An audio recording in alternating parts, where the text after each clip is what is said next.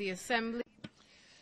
L'Assemblée entendra une allocution prononcée par Sa Majesté le Sultan Hassan al-Bolkiah Mousaddin Wadouala, Sultan et Yang di Pertuan de Negara, Brunei Darussalam. Je prie.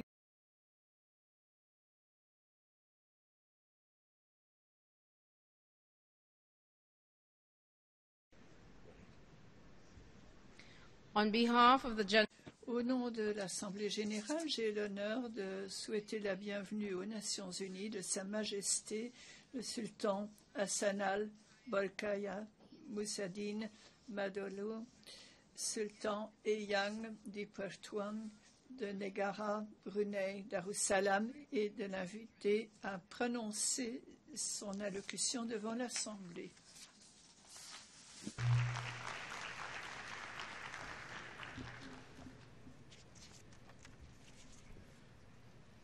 السلام عليكم ورحمة الله وبركاته. بسم الله الرحمن الرحيم. الحمد لله رب العالمين وبه نستعين على أمور الدنيا والدين والصلاة والسلام على أشرف المرسلين سيدنا محمد وعلى آله وصحبه أجمعين وبعد. Mr. President, Madame le Président, Secrétaire général, Excellences, qu'il me soit permis de me ranger aux côtés d'orateurs qui ont pris la parole avant moi pour offrir mes félicitations à son Excellence Sam Kutesa à l'occasion de son élection à la présidence de la 69e Assemblée générale. Mes remerciements s'adressent également au président sortant, son Excellence John Ash, pour l'excellent travail qu'il a accompli durant l'année écoulée, en particulier sa contribution aux discussions portant sur le programme de développement de l'après 2015. J'adresse ma profonde gratitude aux nombreux fonctionnaires de l'ONU, gardiens de la paix et volontaires sur le terrain qui travaillent souvent dans les conditions les plus difficiles au risque de leur vie. Il convient également d'offrir nos remerciements et notre gratitude au secrétaire général et son équipe d'avoir promu sans relâche la cause de cet organe mondial et surtout les questions urgentes affectant la subsistance et la sécurité de nos peuples. J'apprécie personnellement son support personnel et sa participation au 5e sommet ASEAN-ONU à Brunei Darussalam l'année dernière. Aujourd'hui est une occasion spéciale pour moi personnellement et pour Brunei Darussalam en tant que nation. Ce jour marque le 30e anniversaire de notre adhésion à cette estimée organisation. À l'époque, le monde était divisé sur la base d'idéologies. Aujourd'hui, nous sommes liés par la mondialisation et l'interdépendance en quête d'une démarche unie pour relever les nombreux défis auxquels la race humaine est confrontée. Au moment où nous devons nous pencher sur des problèmes anciens et nouveaux, je crois que l'ONU est bien placée pour les aborder collectivement.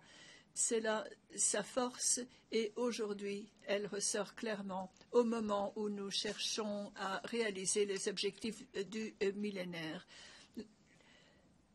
La date cible des OMD approche rapidement et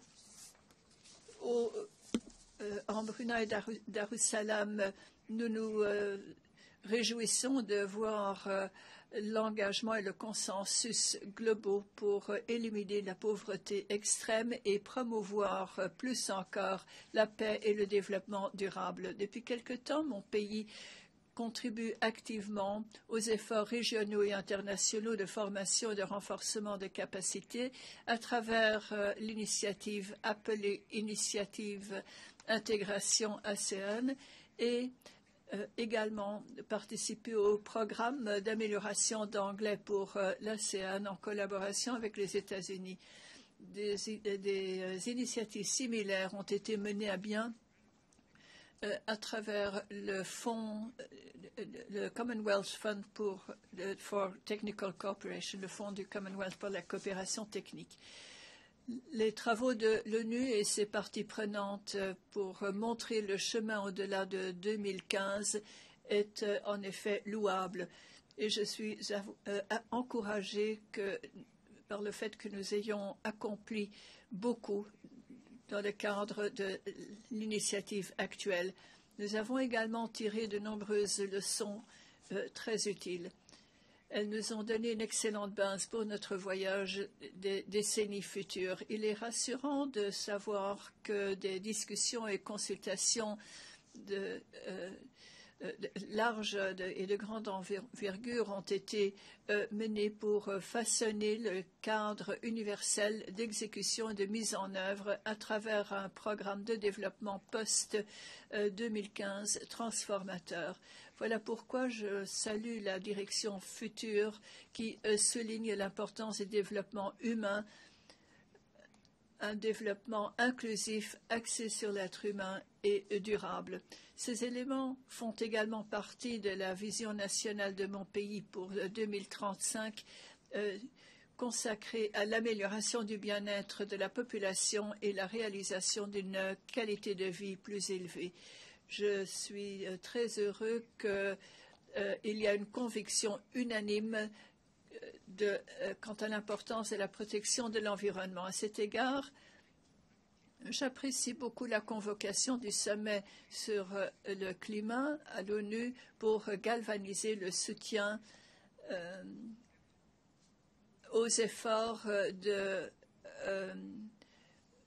réduire l'impact du changement climatique et d'assurer un programme de développement d'après 2015 dynamique et transformateur. Toutefois, pour le moment, et plus encore dans les décennies futures, il y aura de nombreux changements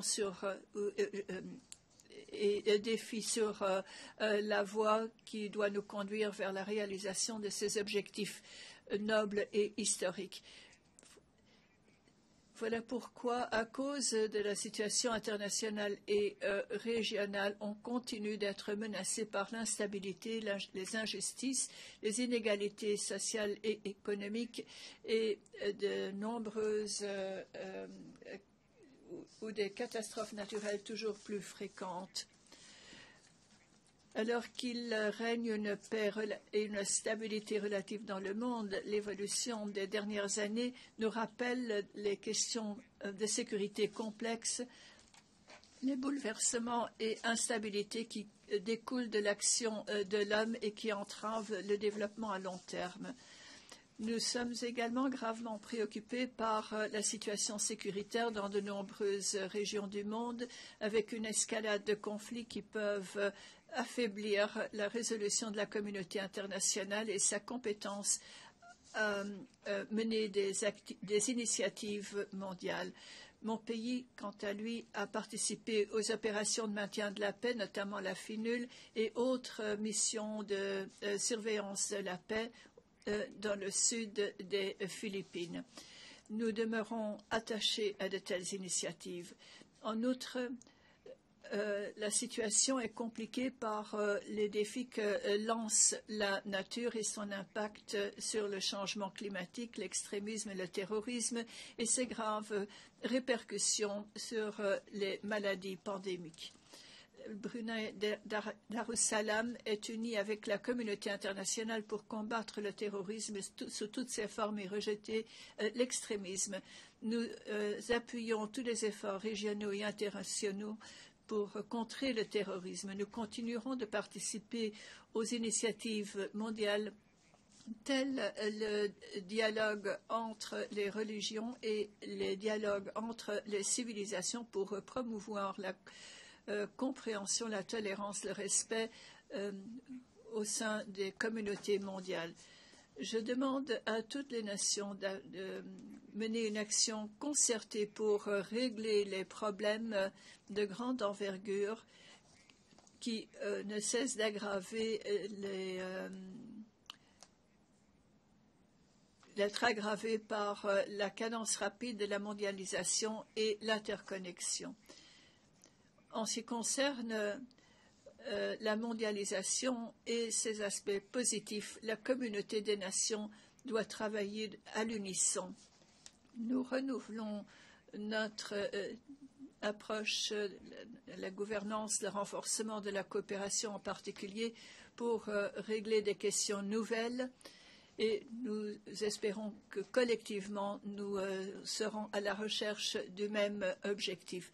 Je souhaite souligner qu'il est nécessaire de travailler de manière unie, surtout pour garantir la paix et la sécurité. La qualité de vie de nos peuples ne peut être renforcée ou améliorée que grâce à un développement économique et le progrès social.